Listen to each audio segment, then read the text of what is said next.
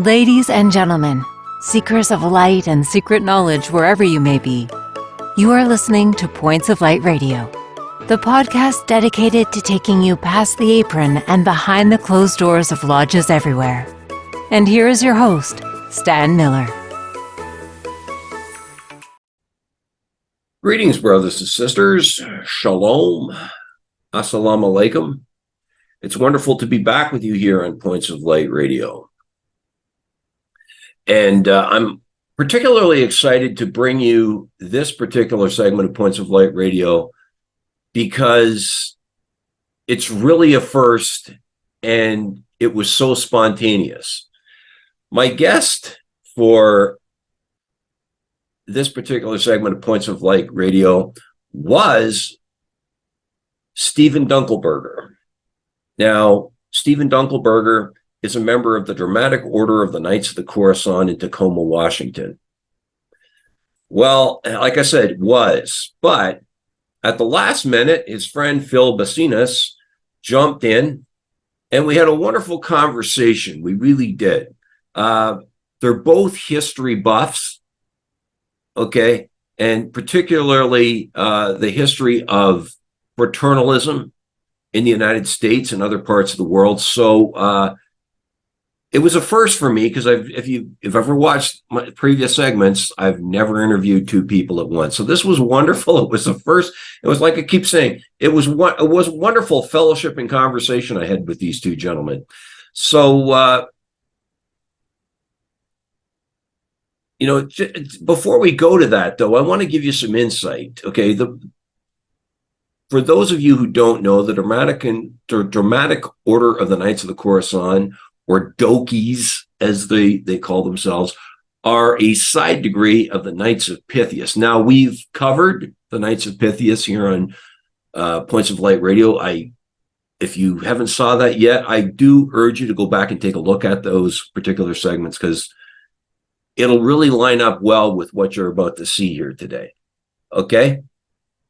Now, the Dramatic Order of the Knights of the Korossan was founded in 1894. Membership in the Knights of Pythias is a prerequisite, as I said, for the Dramatic Order of the Knights of the Korossan. A member is referred to as a votary. Now, the Dramatic Order of the Knights of the Korossan has an initiation ritual based on the motto, lift up the fallen. Okay, there are 2 degrees, the temple degree, which is given locally in the local temple, and the imperial degree bestowed upon the imperial palace. After initiation, each member receives a fez. It seems to be a peculiarity of these fun degrees, shall we say, that they tend to love this fez thing, okay? The Dramatic Order of the Knights of the Korossan meet in lodges known as temples. By imperial law, or governing from the national body, each temple is required to take up a humanitarian cause. Now, I only set this interview up like maybe an hour or so before I actually did it. And like I said, it was very spontaneous. We had a very spontaneous conversation, everyone chiming in. It was beautiful. And I've been wanting to, the thing was, I'd been wanting to investigate the Dramatic Order of the Knights of the Korossan for over a year. So here it is, we did it. So let's just go talk to these two gentlemen, shall we? But before we go, I'm asking you, are you still hungry for knowledge? Are you still searching for the light? I'm having trouble with my background music. But anyways, just trim your lamp and follow me, because this is going to be interesting. Yeah. Gentlemen, welcome to Points of Light Radio. Hello. Who am I talking to here, first of all? Okay, hi, I'm Steve Dunkelberger. I'm the past Chance Commander at Commencement Lodge number 7. I'm also a Lodge Trustee, and I am the Grand Chaplain of the Grand Washington. Okay, and we've also got Mr. Dunkelberger. Well, that's me. Yeah. And tell me a little bit about yourself. Let's see. recovering journalist. I'm an author. I write history books. I also present about local history. I'm a teacher. Standard things. I'm also kind of a fraternal lodge junkie. So if there's a fraternal lodge or volunteer effort, I probably join it at one point. So great. And Mr. Dunkelberger, tell us a bit about yours. Okay, so who else we've got? We've got Mr. What's it? Bessenas. Huh? Mr. Bessenas. Bessenas, tell me about yourself. I also belong to the same lodge Steve belongs to. I'm a past Chancellor Commander there. That's the leader of the lodge. And I'm from the state level. I'm a past Grand Chancellor. I'm currently at the state level a Grand Trustee. And I've been teaching school for the past 35 years. I'm a history buff, and that's one of the things that brought me to this historic lodge. But I am endorsed to teach history, but I've been teaching special ed for the past 35 years. Awesome. Now, why don't you both fill me in? Let's talk about the dramatic order of the Knights of Korossan. Let's talk about that. Yeah, that's a Phil thing. Okay, well, I'll lead out on that. So this lodge was formed before you had radio or television. So there was an entertainment slice to lodges because, people needed fellowship and something to do, and they needed entertainment. So lodges had their main order or their main body. And in our case, for the men, it was the Knights, and for the women, it was the Sisters. They had some auxiliary children groups, and they also had entertainment auxiliaries. And so the Knights of Korossan are the Dokeys, as we like to call them. That was the entertainment wing of the men. So in the old days, they would put on plays and other dramatic exhibitions. They were the fun group, so they would be prominent in a parade. And the entertainment groups of these lodges, including our lodge, tended to raise money for children's charities. Currently, as a public school teacher, I'll give you my take on it. We don't put on any dramatic productions anymore, but we do a lot of field trips, go out and see things together and fellowship. In comparison to other lodges, it would be the Muscovite equivalent to the Odd Fellows, which is the entertainment arm, and then the Shriners to the Masonic orders. Yeah, I understand it. And that's interesting now. So what do they do today? You say you just take field trips and things like that? Well, and we also use currently, at least our Dokey chapter, we kind of use it to kind of bind the other lodges together with us.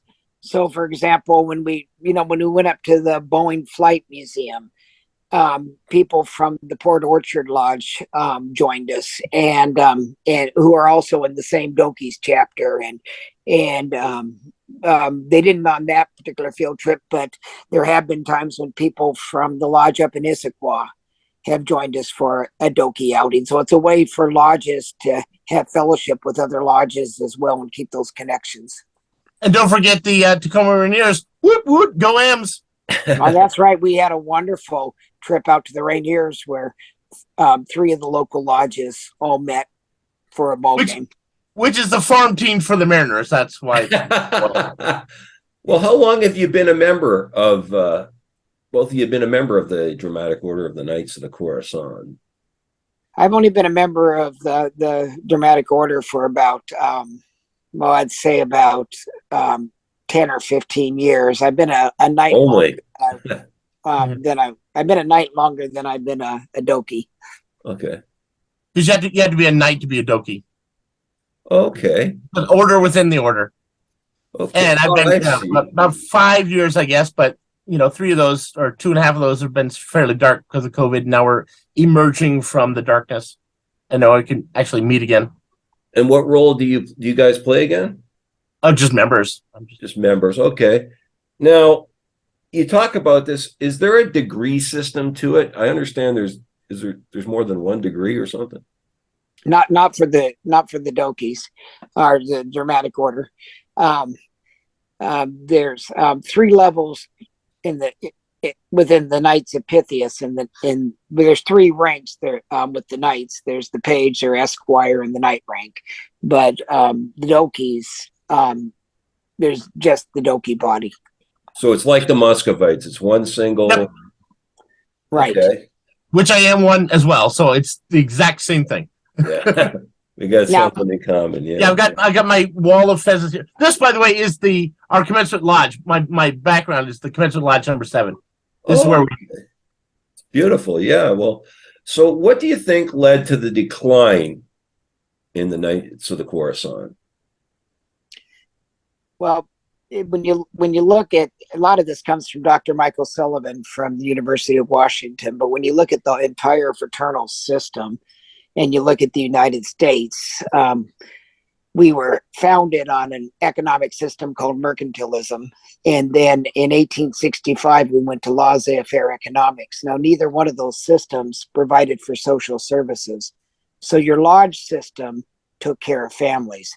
And if you do an online search of lodges that don't exist, you'll find most lodges died after Franklin Delano Roosevelt. And what changed in the country is the government took over social services.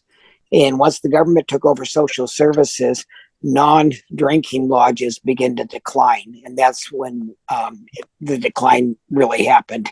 A lot of people would think it happened with the baby boomers because they weren't joiners, but the big decline happened after the government took over social services when we adopted Roosevelt's economic system. Every ethnicity, every occupation would have had a fraternal lodge connected to it pre-Roosevelt. And the ones that have survived were the ones were the ones that had bars. But you look at the Eagles Lodge, and that was... Of which I'm the president, so yeah. Yeah, and I'm a former president of the local Eagles Lodge, but that one was started by the acting community, and the Elks was started by the acting community. There were also social cause fraternal lodges, but all lodges performed as kind of insurance societies, not insurance companies, but insurance societies, taking care of their membership. So, you know, if my family fell on hard times, my lodge would help me out. The Eagles talk about how every man has a right to the common fund, but they don't understand that line when they read it. And the reason they don't understand that line is there is no common fund today for the membership. What Eagles do today is they raise money for charities, but originally fraternal orders were designed to take care of their membership. And that's why every type of community had a fraternal lodge. Most ethnic lodges have died. Most non-bar type fraternal orders have died. We go back to the turn of the century to 1900, and the 3 big fraternal systems were the Oddfellows, the Pythians, and the Masons. Those were the big 3. And so what you're seeing are the remnants of the Pythian order today. Well, how can we turn that around? How can we bring the dramatic order of the Knights of the Korossan back? Well, first we have to bring the main body back, because you have to be in the main body to be in the entertainment body. And so the Pythians would have to grow more. One of the things we've talked about I used to be part of Supreme, which is the national level, but one of the things we've talked about at Supreme is we have our principles of Pythianism, but each lodge needs to be unique in offering something else, what they do in the community to try to get people to join in. So, for example, at Commencement Lodge in Tacoma, we have a beautiful historic lodge, and so we've kind of marketed to people that are into historic preservation and into history, and that's worked well. We've got a nice core of guys that are middle-aged, so we're not an elderly lodge. We're small, but we're, a middle-aged lodge. For another lodge, it might be that they do car shows or something else, but we have to add something to what's there that's unique to the community that will, spark interest. But so go ahead. Sorry.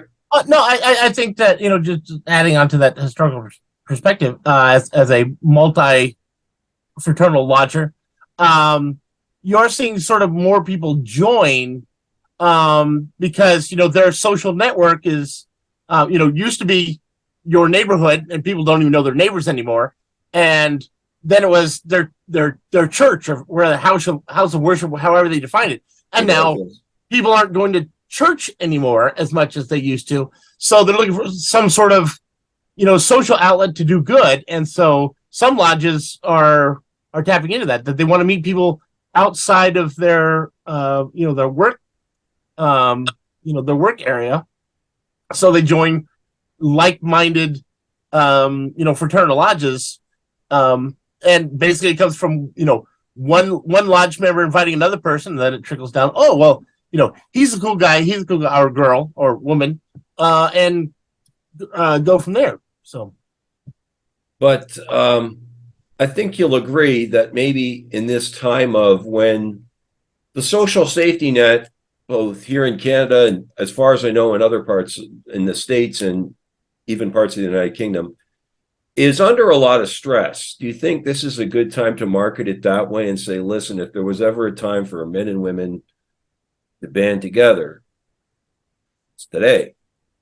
Because I don't know if we have the resources for that at this point, but I do think the future looks promising if we can hang on, because the baby boomers weren't joining, but the generation that's out here right now that's 30, 40 years old, they grew up with a ton of technology and not a lot of social contact, and people are craving entities that offer that social contact. Yeah. Especially contact that doesn't necessarily want something from them. It's not a business group where you're supposed to be networking and schmoozing, or a church group who wants you to tithe and do all that stuff. It's like, I want to meet interesting people and hang around interesting people and kind of build my tribe, and that the tribe is. But they're so tech savvy. They're so tech savvy. We need to tap into more of that, like I'm trying to do here, bringing a podcast. We do need. I've talked about that different times. But do you ever see the dramatic order of the Knights of the Korossan taking on more, like you talk about the Muscovites, sort of breaking away, allowing you to take that degree without being part of the parent lodge? Do you think that's an idea? It would, for our order, because we're top down as far as the rules. That would have to come from the national group called Supreme, for them to break off and be independent. Yeah, and I think that one of the reasons why the Muscovites broke away from the Oddfellows was that they were getting larger than the Oddfellows, and then sort of kicked them out. And then they grew bigger, and then they're like, "Oh, come back!" It's like, no, we're sort of our own thing. And then they sort of died out for the most part until the late 90s, early 2000s, and then people kind of sprung up and they read their fathers or grandfathers or grandmothers things that, oh, this is kind of fun, so they revitalized it. Okay, that's kind of a lack of a better word, a spoof of fraternal lodges. Yeah, at this point, by Supreme bylaws and by grand bylaws, they're connected to the Knights. Yeah, and the only way to separate, and there was an expulsion with the Muscovites, and they continued after the expulsion, and then they came back in. So you're absolutely correct on that. So that's a very unique story. But that wouldn't be maybe fitting for the Knights of the Korossan. They'd have to kick us out. Yeah. They haven't done that. In fact, they've encouraged growth.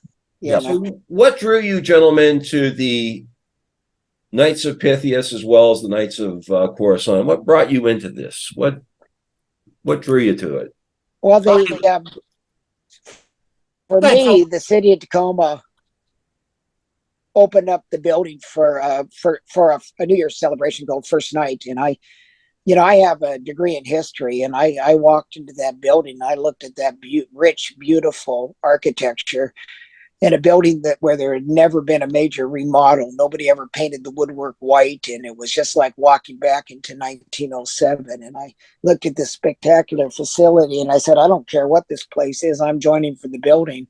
I got in, and when we were looking for our extra little layer that would help us grow, I pushed for the concept of historic preservation and exploring Tacoma history.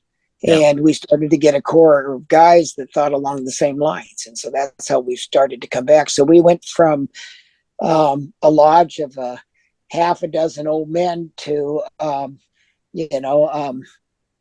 30.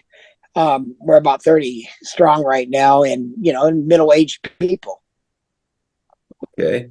Well, are you a member of any other organizations yourself? I'm a junkie just like Steve. I've been a moose. I've been an elk. I belong to the AMVETS. I've the what? The Sons group. It's called the AMVETS. It's a veterans group, but I belong to the Son. I belong to an auxiliary called the Sons of Veterans. Okay. And and I've there's a bunch that I have belonged to. Currently, I'm just active in the Knights, but I have a life membership to both the AMVETS group and I have a life membership with the same Eagles Club that Steve's the president of right now. Okay. Wow. I mean, so what about you, Mr. Dunkelberger? What other groups are you in? Well, let's see. Geez. Yeah, well, the president of the Eagles that Phil got me into over Taco Tuesday. Let's see, then I'm Muscovite and former Sons of Norway vice president. Them, yeah. Northern number 2. Where else? Oh, there's a lot of historical groups, more historical, not necessarily fraternal lodges, but Historic Tacoma, Heritage League of Pierce County, Fort Silicon Historical Society, Lakewood Historical Society. So kind of a joiner of things, volunteer efforts. And I think that there are probably more of us out there than we think. That a lot of people don't understand it. What brings you to these things? They don't understand it. But when you're involved and you sense the history, like you say. Well, yeah, and I guess that it is sort of a thing that, getting over that hurdle, we're all volunteer efforts. And people don't understand. It's like, oh, geez, I don't want to volunteer and I sign my life away and now I got to do this forever. Then once they volunteer, they're like, oh, that's actually kind of fun. So I've never been just a member of anything. I always volunteer or whatever. Then I go up the ranks or whatever. But, I'm, flipping, pedicures at Sons of Norway. I'm like, I have no idea what I'm doing. Just because it's a lot of fun. You meet a lot of really great people. And I think that, people are sort of, you're sort of judged or on your success by the vibe that you have in your tribe. And, the great people volunteer, and I want to hang around great people.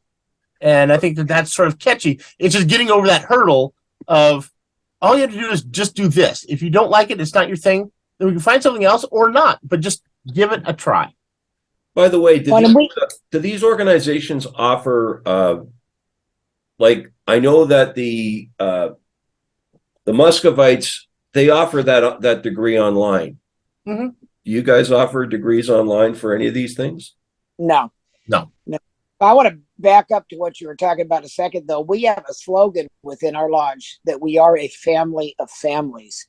And I'll give you an example of why I belong to connectional organizations. A few years ago, I was spending half my week with the Eagles Club. I was spending a huge portion of the week with the Pythians, and I was a trustee of a congregational church.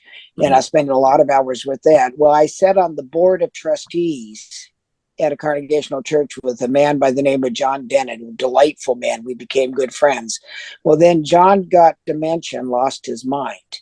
But because we were part of a family of families, I would go over to his house and I would give his wife a little bit of respite, and I'd take John out to breakfast. And I like John, and I have a history of working special ed, which isn't the same thing as working with a demented person, but I found him delightful. And We'd sit in the same booth where there was a picture of the Beatles looking up, and he'd ask me every 5 minutes, I wonder what they're looking for at. And I would say every 5 minutes a new answer.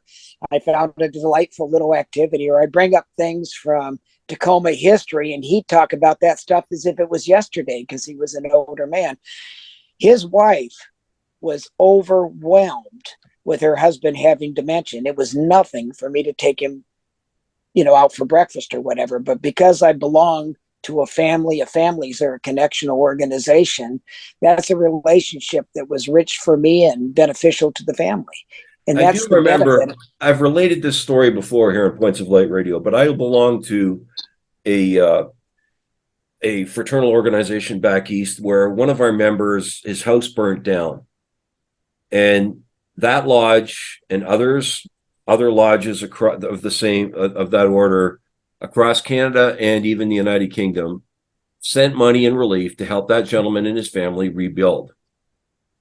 Now, and I always related that when people would ask me, what do you do? I would relate that because, yes, we do a tremendous amount of good work, but it starts in-house.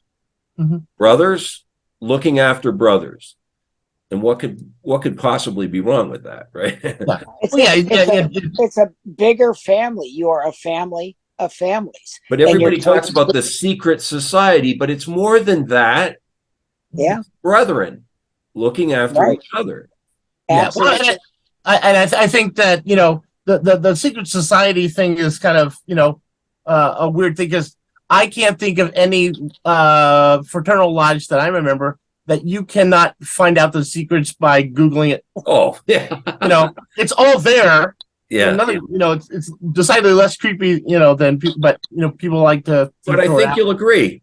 Oh, yeah. Even when people say, well, how come then if it's not a secret society, why don't you talk? I can sit here and talk, for instance, my experiences in the military. I can sit here and talk to you about what it was like to do this or that. But unless you're there yourself, it's just words. It doesn't really mean anything. And these degrees, or any that they talk about, I can sit here and tell you about them, but unless you experience them yourself, you'll never understand it. There's no point in me talking about it. Right? Yeah. And there is some, we acknowledge the elephant in the room that it's there, but go through it, and there is a lesson along the way, and it's sort of the product of the journey that you get the most value, not what is being taught. Exactly. Or the rites and rituals have really no meaning outside of doing it and realizing, oh, wait a minute. Exactly. It's about, this brother, this sister. And then it's a matter of, oh, we need help with the couch. We'll help you move your couch. You need to, paint something, we'll get a crew together. We'll paint something because that's sort of what we're here for. We are a brother and sisterhood of people who are willing to help out and willing to raise their hand, and then they're asked. So what is the makeup? You've mentioned the demographics. What exactly is the makeup of your castle? Well, you're talking about total numbers. Ranging in age from... The women's tend to be probably 1/3 elderly and 2/3 middle age, and the men are about 100% middle age at this point. The old guys. Younger members?